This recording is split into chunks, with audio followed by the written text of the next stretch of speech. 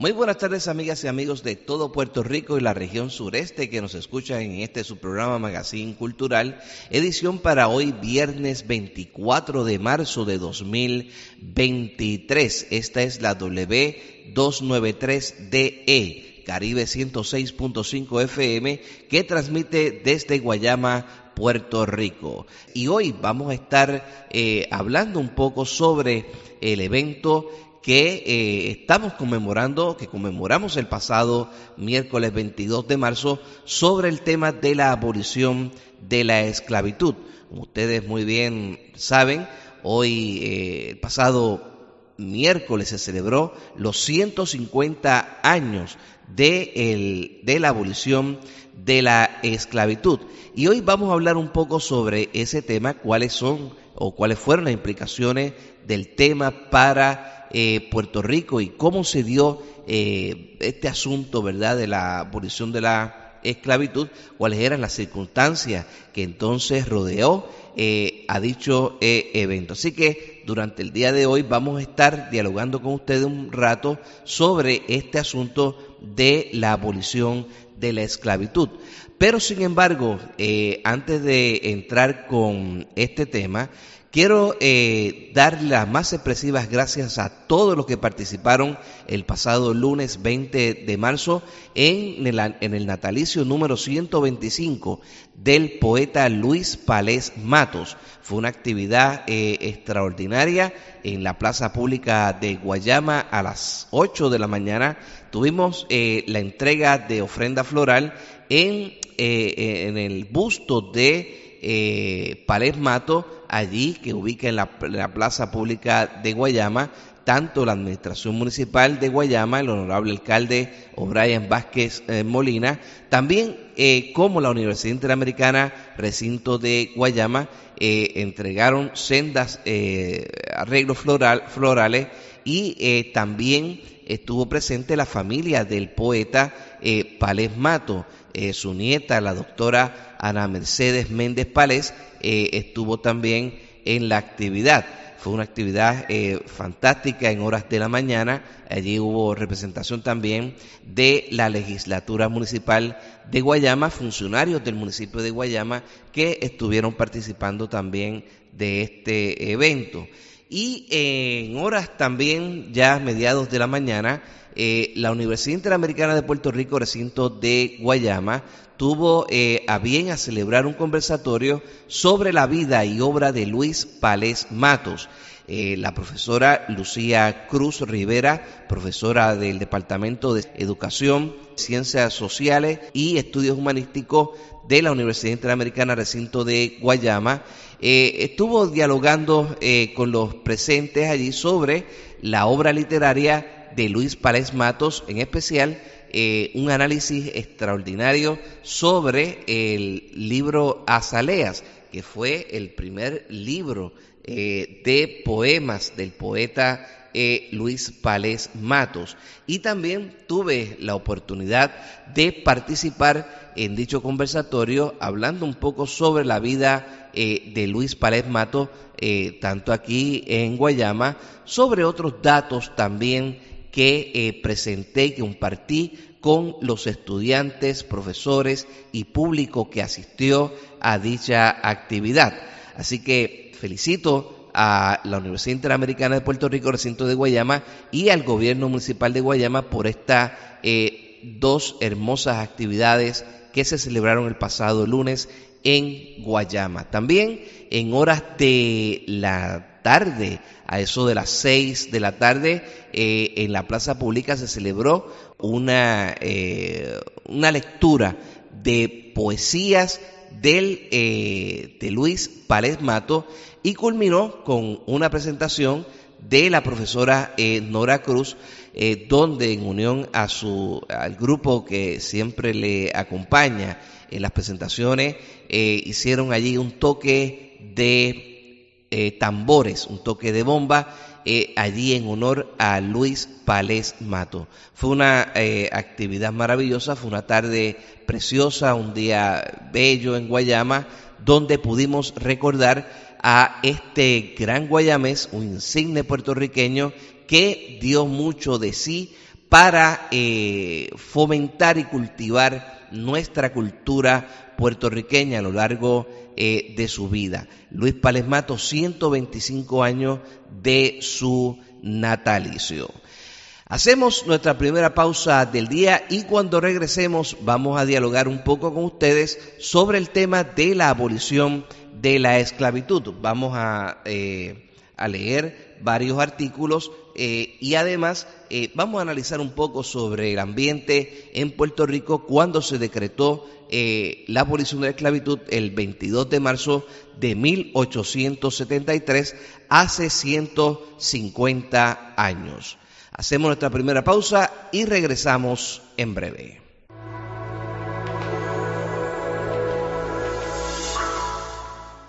Desde el Sur TV, video, fotografía, live streaming, podcast, servicio de estudio para grabar, espacio creativo, diseño gráfico. Vive la experiencia desde el Sur TV. School Supply Center and Party Shop para tu fiesta de cumpleaños, boda o aniversario. Regalos, detalles, souvenirs de Puerto Rico y Guayama, envoltura de regalos, catálogo de materiales de oficina y escolar. Para los maestros, material didáctico. School Supply Center and Party Shop, una empresa guayamesa. Calle Calimano frente a la Plaza de Recreo en Guayama. De lunes a viernes de 8:30 de la mañana a 5 de la tarde. Sábados hasta las 4 de la tarde. 787-866-6030. Pronto, más espacio con más artículos. Visítanos en Facebook como Tienda Cumpleaños.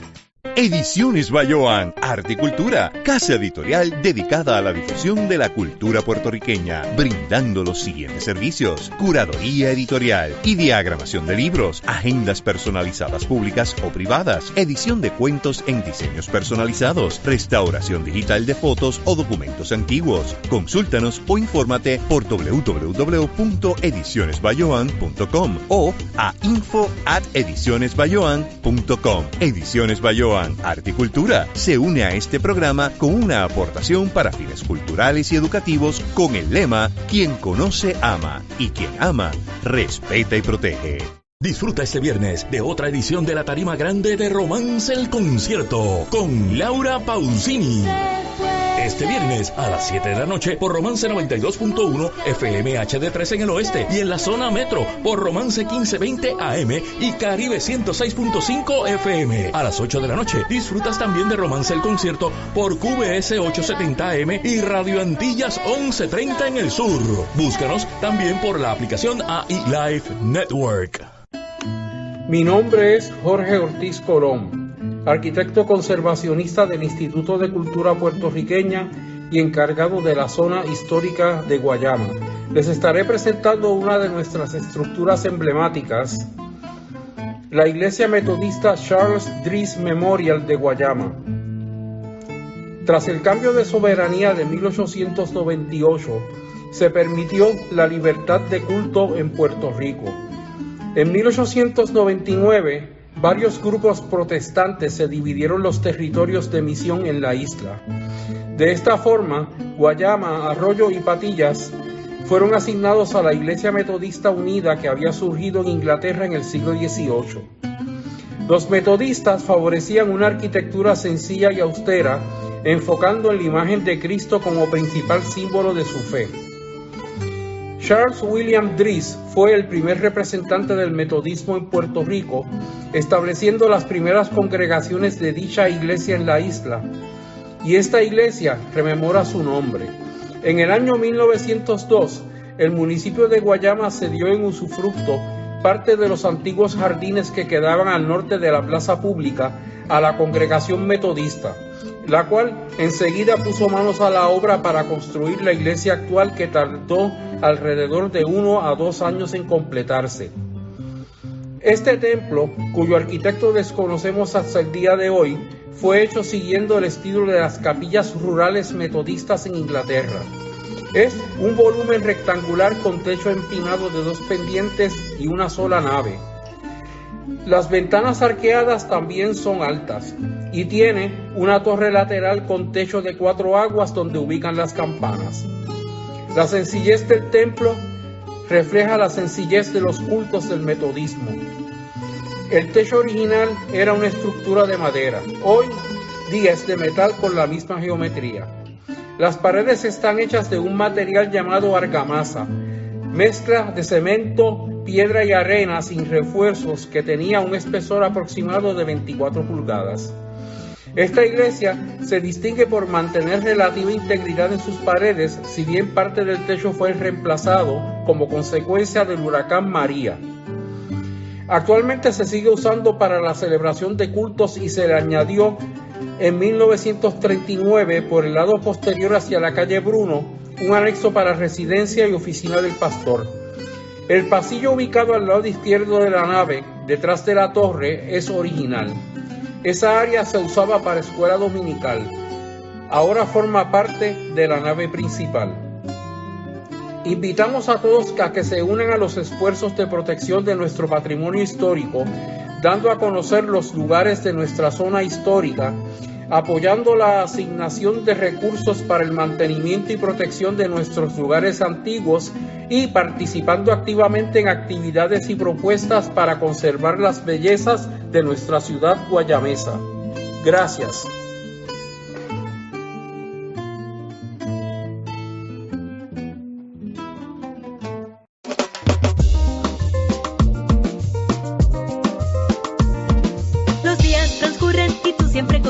Si llueve, si truena o si sale el sol, tú siempre me das tu buena energía. Eres música, risa, la voz que pone a pensar. Así es la radio de mi país, siempre a todas con mi gente, que por siempre nos dice: yo estoy contigo al 100. Si quieres celebrar, si en la casa quieres estar, si quieres reír o que te canten la verdad, contigo, yo estoy contigo al 100. Contigo, yo estoy contigo al 100. Contigo, yo estoy contigo al 100. Los 100 años de la radio. Yo estoy contigo al 100. Y no hay más nada. Yo estoy contigo al 100. Pa' que tú lo sepas. Y donde quiera.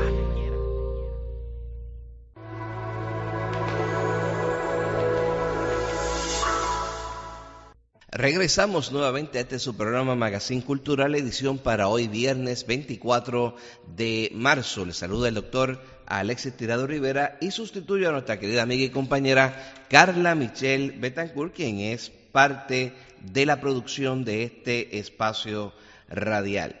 Bueno, sobre el tema de la abolición de la esclavitud que se aprobó por el Parlamento español el 22 de marzo de 1873, que se cumplió el pasado miércoles, 150 años de aquel evento importante y significativo en la historia nuestra puertorriqueña. Tenemos que comentar que la esclavitud en Puerto Rico comenzó básicamente desde los inicios de la colonización española en 1509 en adelante.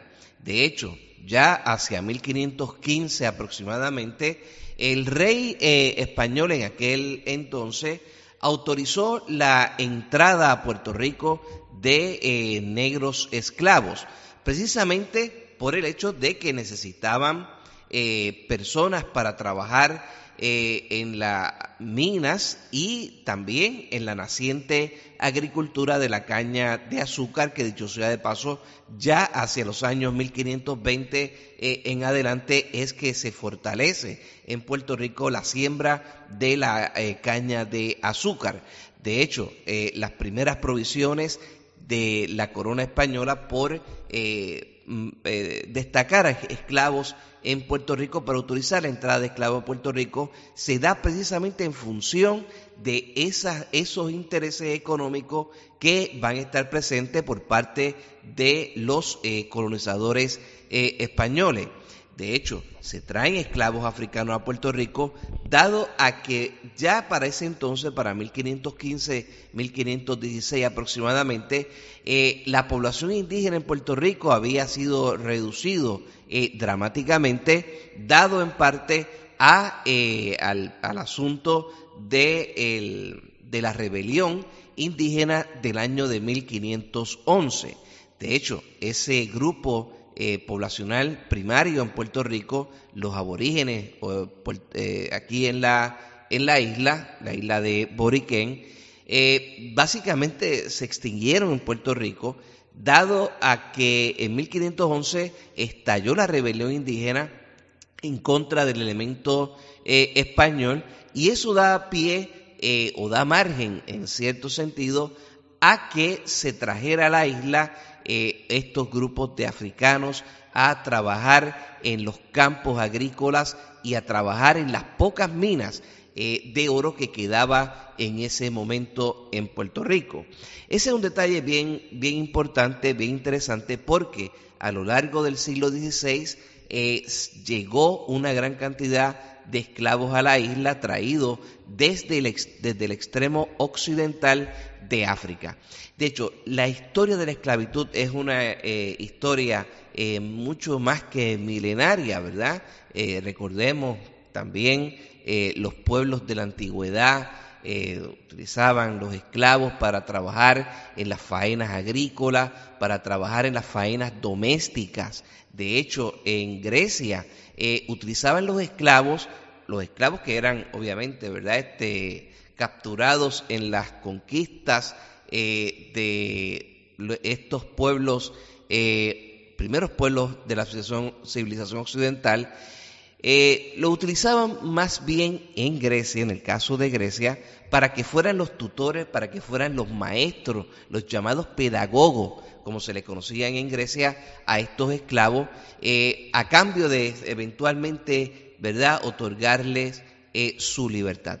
Ese es un detalle bien interesante, y de hecho, ya hacia el siglo XV, hacia mediados del siglo XV, los portugueses comienzan entonces a explorar la región occidental de África y allí entrar en contacto con pueblos aborígenes de África, donde entonces comienzan a buscar la manera de obtener recursos, de obtener riquezas allí en ese extremo occidental de África.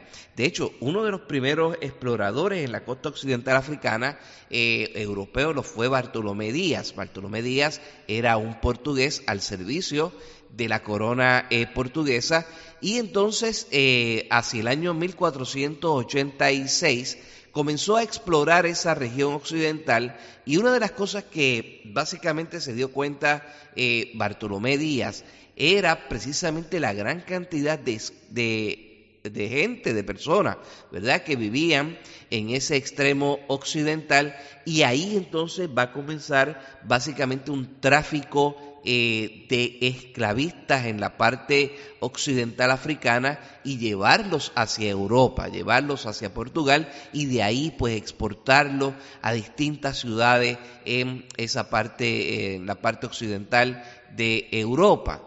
Y ahí es que comienza básicamente, ¿no?, el dominio, comienza básicamente el elemento, ¿verdad?, de la esclavitud negra, tal y como se conoce en nuestra historia acá en Occidente. Así que posteriormente fue evolucionando el comercio de esclavos. Inglaterra se insertó en el mismo. De igual manera también España, en cierto sentido, posteriormente se inserta en ese comercio de esclavos, aunque hay que recordar que también luego de 1713 los ingleses básicamente, ¿verdad?, le exigen a los españoles que le compren los esclavos a ellos directamente, y de ahí se formó un gran, básicamente un gran mercado esclavista en la región del Caribe, y los intereses ciertamente ingleses en ese entonces que se estaba desarrollando en la parte oriental de Norteamérica, lo que es hoy día Estados Unidos, es decir, las primeras 13 colonias norteamericanas, van a entrar también en un gran comercio de esclavos. De hecho, eso se le conoce en la historia de los Estados Unidos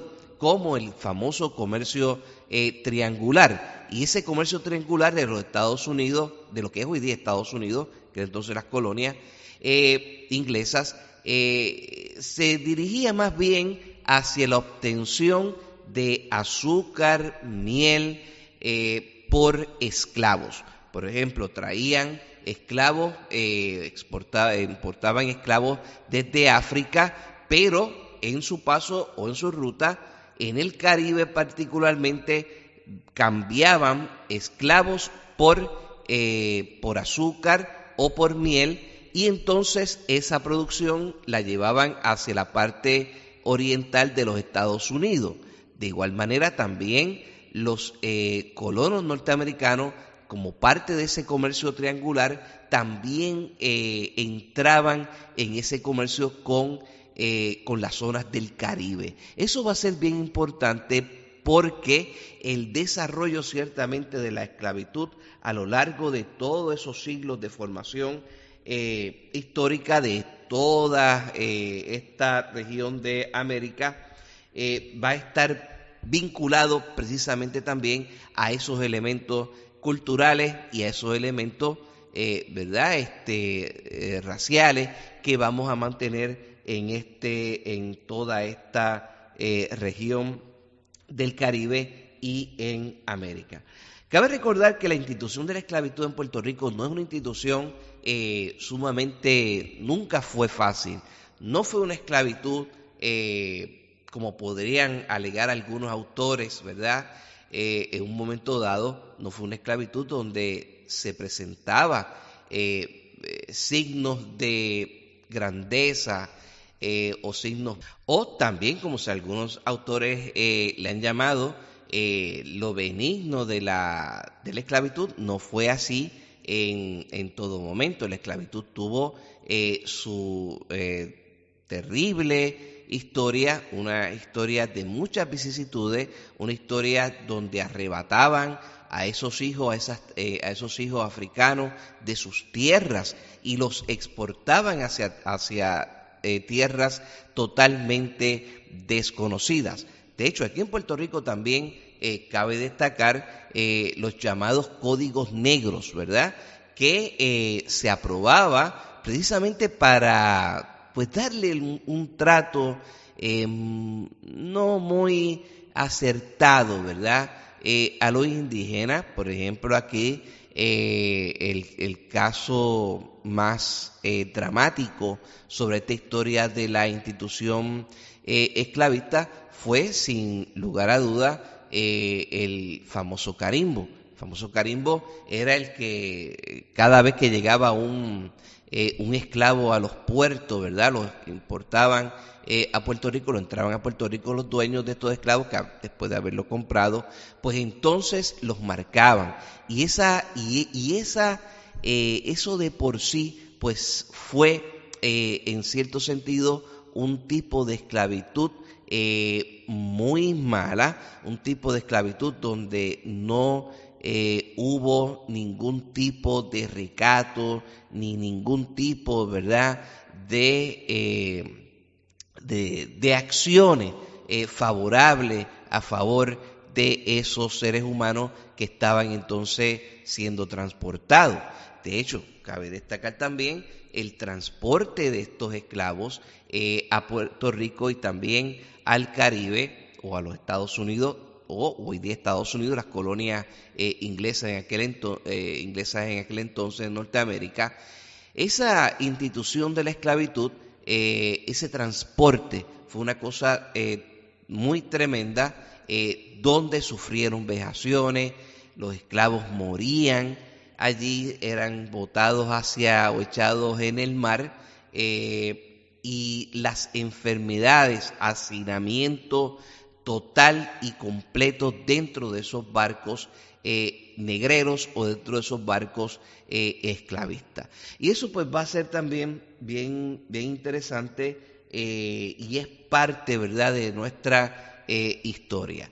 Escuchemos este documental que nos llega a través del canal 6, donde destaca precisamente el asunto de la historia de la esclavitud.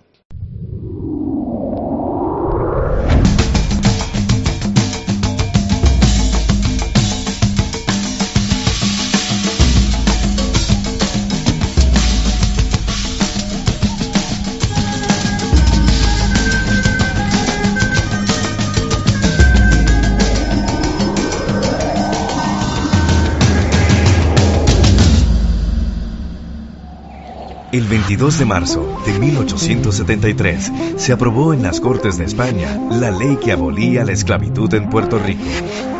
El decreto dejó en libertad a un total de 29,000 esclavos, lo cual representaba un 5% de la población general en Puerto Rico. La emancipación de los esclavos se constituyó en el primer objetivo de una generación de liberales criollos desde la mitad del siglo XIX. Antes de que la Guerra Civil de Estados Unidos pusiera fin a la esclavitud en forma cruenta, Ramón Emeterio Betances fundó en Mayagüez una sociedad abolicionista en 1858. En 1865, el puertorriqueño Julio Vizcarrondo formó la Sociedad Abolicionista Española en Madrid para abogar por la liberación de los esclavos antillanos e inició una campaña para convencer la opinión pública a través de un periódico fundado para esos propósitos.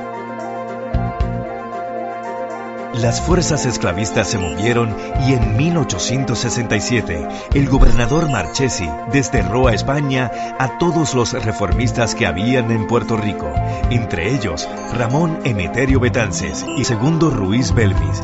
Estos pudieron escapar y desde St. Thomas, Betances envió una proclama clandestina que serviría de consigna para la revolución que se organizaba. En la proclama, abolir la esclavitud encabezaba la lista de los 10 mandamientos de los hombres libres. En septiembre de 1868, estallaron simultáneamente el grito de Lares en Puerto Rico y la revolución en España, lo cual tuvo el efecto de acelerar el proceso de la abolición. En 1870, Román Valdoriotti de Castro acudió como diputado de las Cortes y en un discurso se refirió a la esclavitud como un crimen.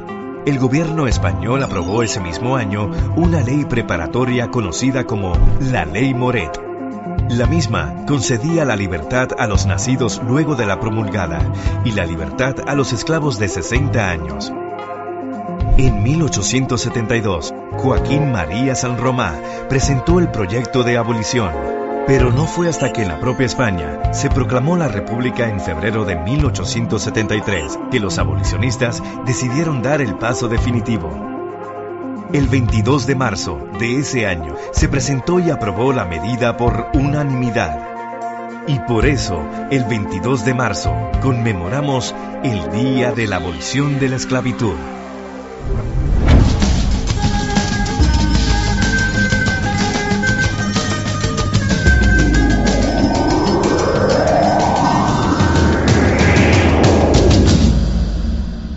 Hacemos nuestra segunda pausa del día y cuando regresemos continuamos hablando con ustedes, dialogando con ustedes sobre la historia de la esclavitud en Puerto Rico a 150 años de la abolición de esta institución. Regresamos en breve.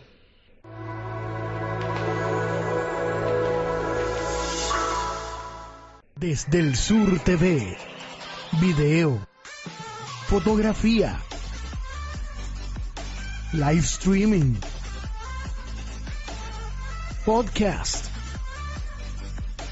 servicio de estudio para grabar, espacio creativo, diseño gráfico. Vive la experiencia desde el Sur TV. School Supply Center and Party Shop para tu fiesta de cumpleaños, boda o aniversario. Regalos, detalles, souvenirs de Puerto Rico y Guayama, envoltura de regalos, catálogo de materiales de oficina y escolar. Para los maestros, material didáctico. School Supply Center and Party Shop, una empresa guayamesa, calle Calimano frente a la Plaza de Recreo en Guayama, de lunes a viernes de 8:30 de la mañana a 5 de la tarde, sábados hasta las 4 de la tarde. 787-866-6030. Pronto, más espacio con más artículos. Visítanos en Facebook como Tienda Cumpleaños. Ediciones Bayoán, Arte y Cultura, casa editorial dedicada a la difusión de la cultura puertorriqueña, brindando los siguientes servicios: curaduría editorial y diagramación de libros, agendas personalizadas públicas o privadas, edición de cuentos en diseños personalizados, restauración digital de fotos o documentos antiguos. Consúltanos o infórmate por www.edicionesbayoán.com o a info@edicionesbayoán.com. Ediciones Bayoán, Arte y Cultura se une a este programa con una aportación para fines culturales y educativos con el lema: quien conoce ama y quien ama respeta y protege. Disfruta este viernes de otra edición de la tarima grande de Romance el Concierto con Laura Pausini. Este viernes a las 7 de la noche por Romance 92.1 FM HD3 en el oeste y en la zona metro por Romance 1520 AM y Caribe 106.5 FM. A las 8 de la noche disfrutas también de Romance el Concierto por QBS 870 AM y Radio Antillas 1130 en el sur. Búscanos también por la aplicación AI Live Network. Mi nombre es Jorge Ortiz Colón, arquitecto conservacionista del Instituto de Cultura Puertorriqueña y encargado de la zona histórica de Guayama.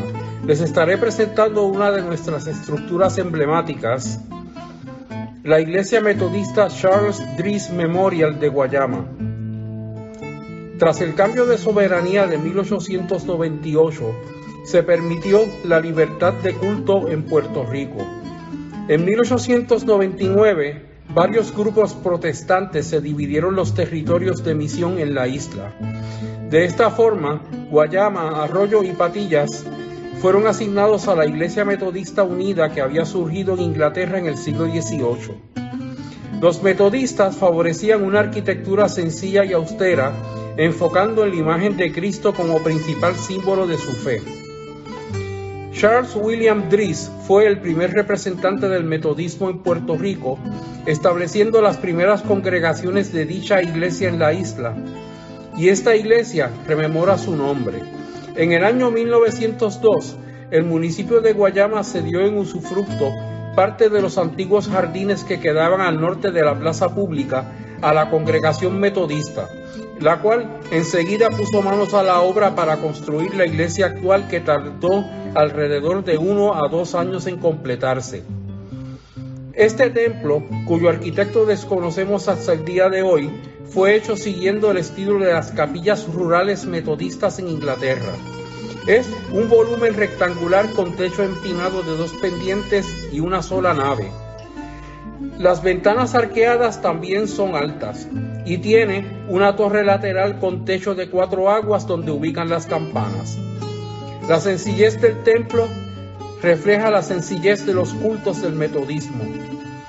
El techo original era una estructura de madera, hoy día es de metal con la misma geometría. Las paredes están hechas de un material llamado argamasa, mezcla de cemento, piedra y arena sin refuerzos, que tenía un espesor aproximado de 24 pulgadas. Esta iglesia se distingue por mantener relativa integridad en sus paredes, si bien parte del techo fue reemplazado como consecuencia del huracán María. Actualmente se sigue usando para la celebración de cultos y se le añadió en 1939 por el lado posterior hacia la calle Bruno un anexo para residencia y oficina del pastor. El pasillo ubicado al lado izquierdo de la nave, detrás de la torre, es original. Esa área se usaba para escuela dominical. Ahora forma parte de la nave principal. Invitamos a todos a que se unan a los esfuerzos de protección de nuestro patrimonio histórico, dando a conocer los lugares de nuestra zona histórica, apoyando la asignación de recursos para el mantenimiento y protección de nuestros lugares antiguos y participando activamente en actividades y propuestas para conservar las bellezas de nuestra ciudad guayamesa. Gracias.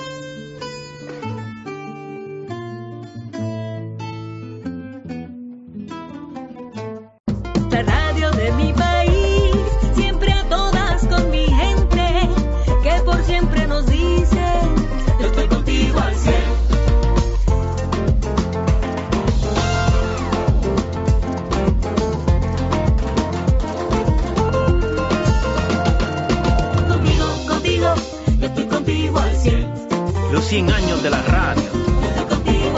Y donde quiera.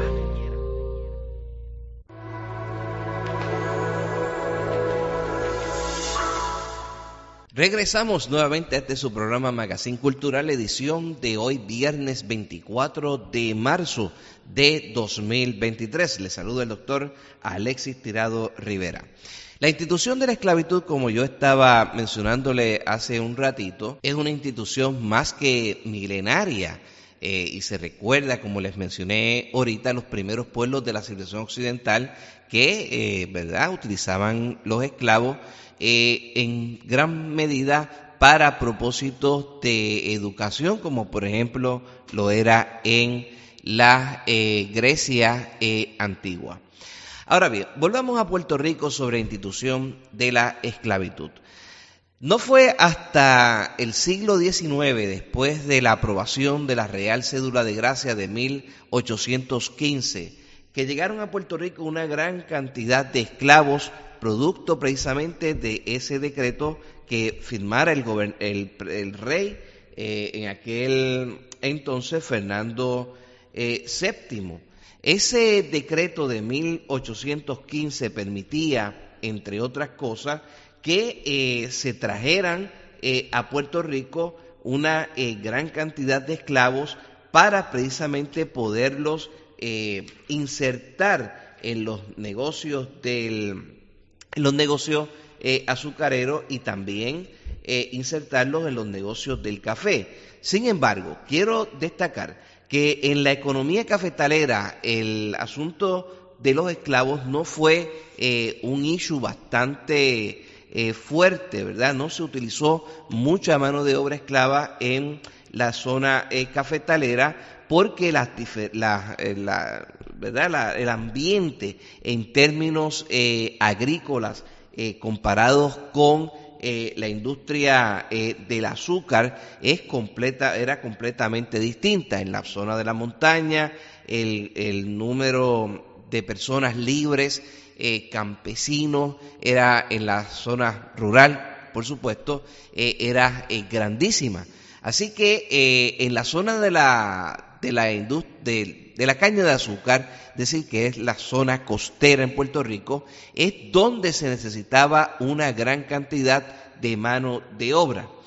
De hecho, uno de los datos bien interesantes después de la Real Cédula de Gracia es que hacia el año 1830 en Puerto Rico se habían contabilizado cerca de 31.874 esclavos. Estamos hablando para 1830. Es interesante que también para esa época ya los ingleses habían entonces decretado la abolición de la trata esclavista. Estados Unidos había decretado la prohibición de importar nuevos esclavos a su territorio oriental, pero aún la institución de la esclavitud en Estados Unidos continuaba. Ahora bien, ahorita les estaba mencionando el hecho de los códigos negros, ¿no?, que se establecieron en Puerto Rico para el siglo, en este caso para el siglo XIX.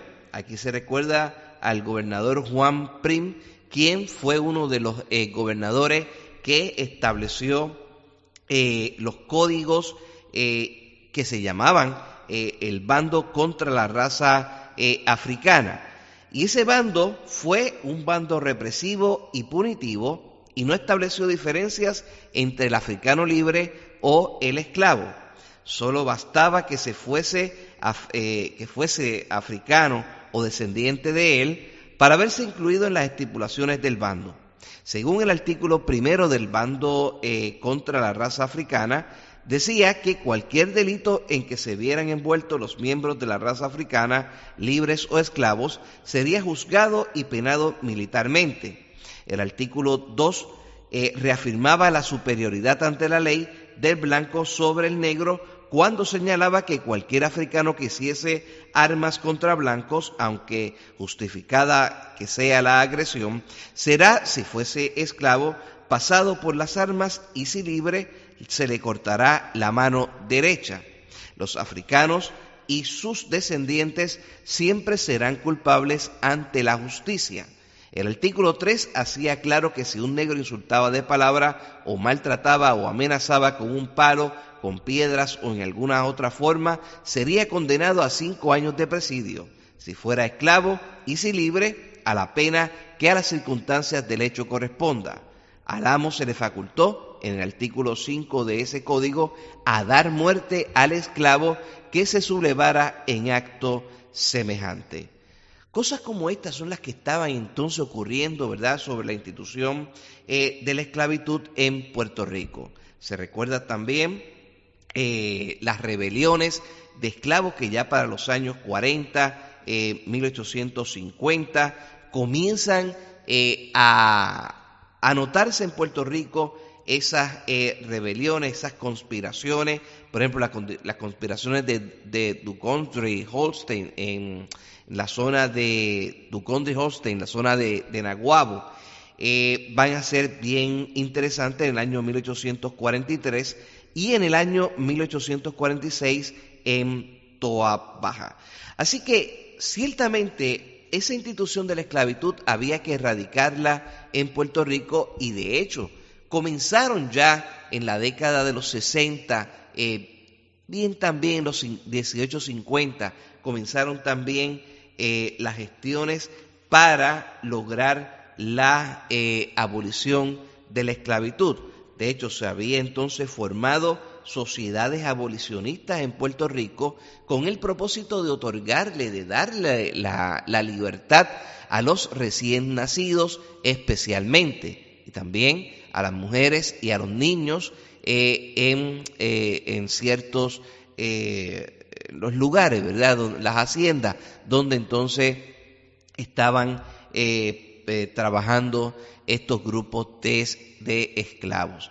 De hecho, esas sociedades abolicionistas que se desarrollan en Puerto Rico van a ser sociedades bien interesantes, Segundo Ruiz Belvis, Ramón Emeterio Betances, entre otros, van entonces a formar esas sociedades y precisamente a levantar, a crear en cierta medida conciencia sobre la importancia de darle la libertad a estos esclavos. Fíjense qué cosa interesante, ya para los 1840, 1850, 1860, es que está entonces creándose esas conciencias, ¿verdad?, para lograr ese proceso, ¿no?, abolicionista en Puerto Rico. De hecho, cabe destacar que en el año 1868 hubo una rebelión o una revolución en España, donde cambia de un gobierno conservador a un gobierno liberal. Y obviamente se estaban exigiendo pues, una serie de reformas inmediatas, no solamente en el asunto del Estado español en ese entonces, sino que también que va a tener un cierto impacto, ¿verdad?, sobre Puerto Rico eventualmente. De hecho, esa revolución gloriosa de diciembre de 1868 va a proclamar la libertad de prensa y entre otras cosas también se deseaba una serie de libertades importantes, ¿verdad?, allí en España en ese momento. Ya en Puerto Rico, para septiembre también de 1868, el 23 de septiembre, se había entonces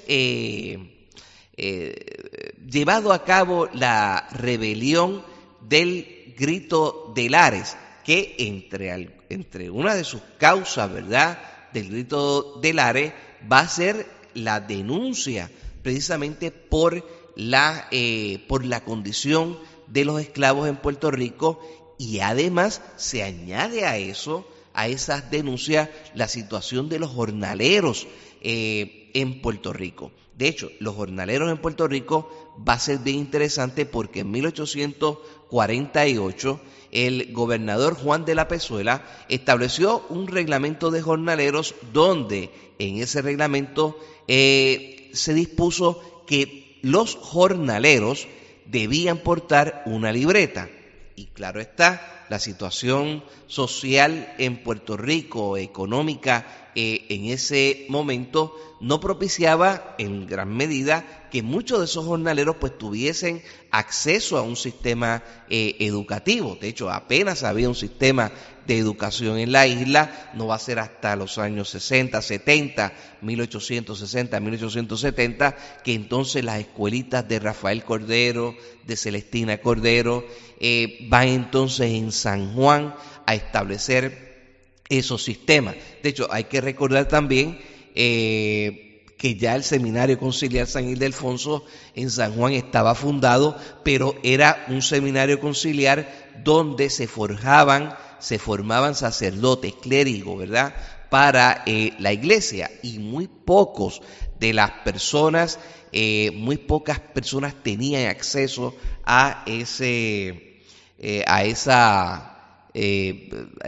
esos lugares, ¿no?, a esos centros de educación en ese momento. De hecho, el Grito de Lares de 1868 ciertamente creó, ¿verdad?, algún tipo de conciencia para lograr la abolición eventualmente de la esclavitud en Puerto Rico.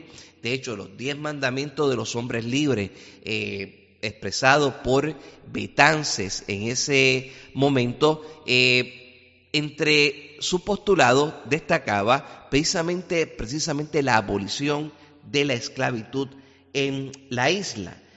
No fue hasta entrado la década de 1870 que entonces las Cortes en España disponen una serie de elementos constitutivos, ¿verdad?, que van dirigidos precisamente hacia el proceso de abolir la esclavitud en Puerto Rico y en los territorios que quedaban en ese momento al lado de España, que era en el Caribe, Puerto Rico y Cuba, Filipinas, en la zona del Pacífico. De hecho, la población de Puerto Rico para el año 1860, el total era de 583.181 habitantes, y de estos 300.430, el 51.5% de la población eran blancos. Negros libres en Puerto Rico habían 241.015 personas para un 41.3%, y negros esclavos para ese momento 41.736, lo que representaba el 7.1%. Y el total de negros, entre negros libres y negros esclavos, pues ascendían a 282.741, o el 48.4% del total de pobladores de la isla. Fíjense ustedes que ya para 1870, cuando entonces se establece los primeros proyectos para la abolición de la esclavitud, ya para ese entonces la población esclava en Puerto Rico era de solamente 41.000 negros esclavos, ¿verdad?, que representaba el 7% de la población en la isla. De hecho, en 1865, en la Junta Informativa de las Antillas, se había entonces, por parte de Segundo Ruiz Belvis, se había planteado la necesidad de abolir la esclavitud con o sin indemnización en Puerto Rico, asunto que ciertamente no va a ser bien visto por los intereses cubanos, debido a que Cuba eminentemente necesitaba urgentemente esa mano de obra para su industria azucarera. Puerto Rico no tanto necesitaba esa mano de obra. Obviamente la población de 500,000 habitantes en la isla, había una población grandísima, como ya ustedes pudieron escuchar, de blancos, 300,000 blancos, campesinos, pequeños agricultores, ¿verdad?, que estaban en Puerto Rico en ese momento, y que era una mano de obra que estaba pues precisamente ahí.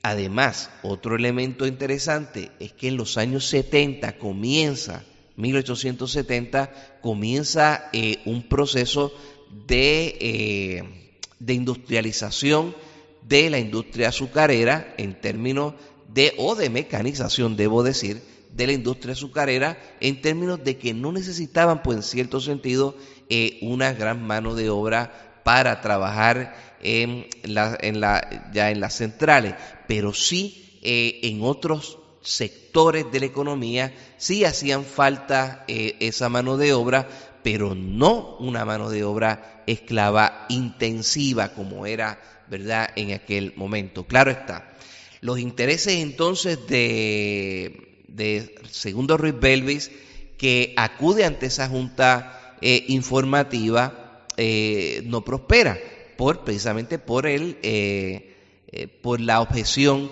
de Cuba en ese sentido. Ahora bien, no va a ser entonces hasta el año 1870, el 28 de mayo de 1870, cuando el ministro de Ultramar, Segismundo Moret y Prendergast, presenta ante las Cortes la ley preparatoria para la abolición de la esclavitud en las Antillas. Esa ley establecía, o por lo menos ese proyecto, ¿verdad?, de ley, establecía un sistema de patronato que había de ofrecer un periodo de transición entre la libertad condicionada y la definitiva. Tal medida no satisfizo las aspiraciones de los abolicionistas, quienes la combatieron muy duramente, pues veían en ella una forma de evitar la abolición inmediata, la cual defendía tenazmente.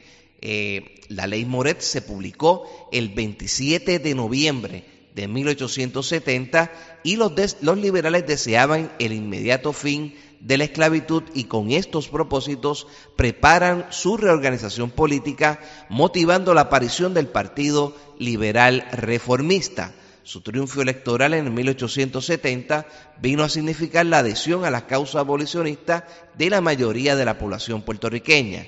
Diputados y senadores aceptaron las bases formuladas por la nueva agrupación, que iniciará entonces una instante y enardecida campaña en defensa de sus ideales. Entre ellos, San Román y Labra consiguieron, junto a la no menos despreciable presión estadounidense, que el gobierno se inclinara decididamente para abolir la esclavitud. El 10 de febrero de 1873, el rey, en ese entonces Amadeo I, abdicó. Las Cortes proclaman la República y se comprometieron con la abolición de la esclavitud. De hecho, esto se da en febrero de 1873 y el 22 de marzo de ese año de 1873 se aprueba la ley que decretaba la abolición inmediata de la esclavitud en Puerto Rico, con indemnización para los amos, con la contratación forzosa de los libertos por un periodo de 3 años, que era también el tiempo que se habría de usar para instruirlos en los deberes y derechos que habrían de contraer como súbditos de España. Hasta aquí nuestro programa por el día de hoy. Fueron mis directores técnicos en el 106.5 FM de Radio Caribe, José León y Conchi León. Será hasta el próximo viernes. Lo próximo, Romance el Concierto. Que tengan todos buen fin de semana y que disfruten esta noche del viernes. Cuídense mucho.